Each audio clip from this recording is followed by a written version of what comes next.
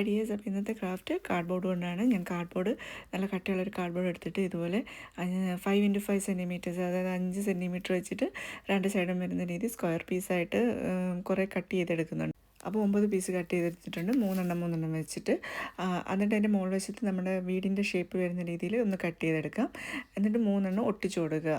പിന്നെ സൈഡെല്ലാം കവർ ചെയ്യാൻ വേണ്ടിയിട്ട് ഞാൻ ഐസ്ക്രീം സ്റ്റിക്സ് ആണ് എടുത്തത്. ഐസ്ക്രീം സ്റ്റിക്സ് ഇതുപോലെ എല്ലാ സൈഡിലും നമുക്ക് വെച്ച് കൊടുക്കണം. അപ്പം കേവ് വരുന്ന സൈഡ് മുകളിലത്തെ പോർഷൻ വരുന്ന രീതിയിൽ 4 നമ്മുടെ എല്ലാ വശത്തും, അതായത് ഇതുപോലെ എല്ലാം ഒട്ടിച്ചു കൊടുക്കുക. അപ്പോൾ ഒരു വീടിൻ്റെ ഷേപ്പ് പോലെ കിട്ടില്ല, നമ്മൾ ജിഞ്ചർ ബ്രെഡ് ഹൗസ് പോലെയാണ് ഉണ്ടാക്കുന്നത്.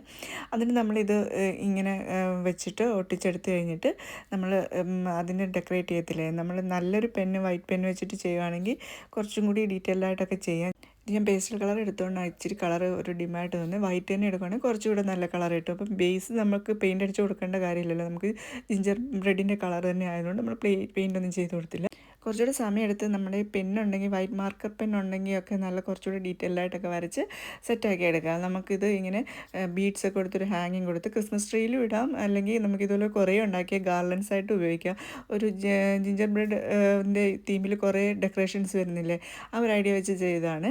അപ്പോൾ ഇതും കുറേ ഉണ്ടാക്കി നമുക്ക് എവിടെയെങ്കിലുമൊക്കെ ഇട്ട് ഡെക്കറേറ്റ് ചെയ്ത് ട്രൈ ചെയ്യാം. ഇപ്പം ഞാനിത് ക്രിസ്മസ് ട്രീയിലും 3 ഉണ്ടാക്കി ഇട്ടിട്ടുണ്ട്. ചുമ്മാ ഒന്ന് ട്രൈ ചെയ്ത് നോക്കിയാണ്. അപ്പോൾ ഈ ക്രാഫ്റ്റ് നിങ്ങൾക്ക് ഇഷ്ടപ്പെട്ടിട്ടുണ്ടെങ്കിൽ തീർച്ചയായിട്ടും ചാനൽ സബ്സ്ക്രൈബ് ചെയ്യണേ. അപ്പോൾ വീണ്ടും ഒരു ക്രാഫ്റ്റുമായിട്ട് വരാം. Thank you.